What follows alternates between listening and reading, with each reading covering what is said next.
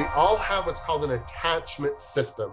And I like to call this a connection threat detector, in that it is part of our brain, and you could even call it kind of the amygdala, that is scanning for threats, scanning for that threat of disconnection. Because remember, it's all about survival. And so we all have this attachment system in our brains, and it's scanning for that.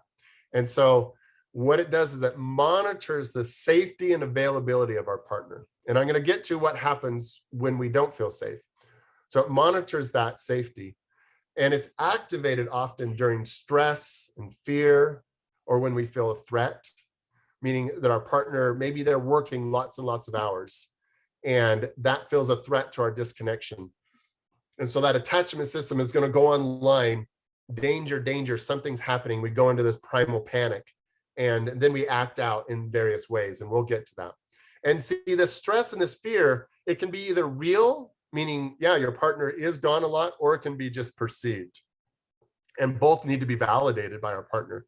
Even if our partner says, well, that's not what happened. For you in that moment, it was scary. For you in that moment, it was hard. It was difficult. I didn't feel like I mattered.